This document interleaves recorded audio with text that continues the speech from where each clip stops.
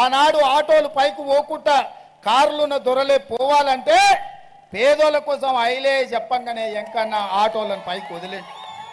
ఇవాళ పైలో కూడా భక్తులకు నిలువ నీడ లేదు, నడుస్తుంటే కాళ్ళు గాలి పరిస్థితి. దాన్ని కూడా అర్ధాంతరంగానే అట్లా గాలికి వదిలేండి. ఎన్నికల కోడ్ కాగానే నేను వస్తా, గుట్ట మీద కూసుంటా, అందరితో మాట్లాడతా, అన్ని రకాలుగా గుట్టను పూర్తి చేసి లక్ష్మీ నరసింహస్వామి ఆశీర్వాదం తీసుకుంటా. చివరగా ఒక్క మాట చెప్తున్న మిత్రులారా, మా మీడియా మిత్రులు కూడా రాసుకోవాలి, చూపియాలి అందరికీ, రాష్ట్రం అంతా మా రైతాంగానికి పంపాలి మీరే.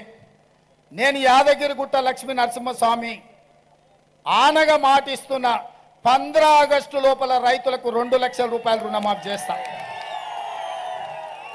అక్కడి సూర్యుడు ఇక్కడ మొలిసిన ప్రపంచమంతా తలకిందులైనా, ఏది ఏమైనా, ఎవడు ఉన్నా ఎవడు పోయినా 15 ఆగస్టు లోపల 2 లక్షల రూపాయలు రైతులకు రుణమాఫీ చేసే బాధ్యత నాది.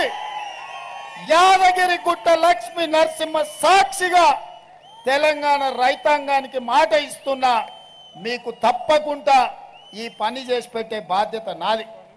వచ్చేసారి పండించే వడ్లు కూడా 500 రూపాయల బోనస్ ఇచ్చి కొనుగోలు చేసే బాధ్యత నాది. అందుకే మిత్రులారా, ఇన్ని మంచి పనులు చేయాలంటే భువనగిరిలో 3 లక్షలతో కాంగ్రెస్ గెలవాలి. గెలిపిస్తారు కదా?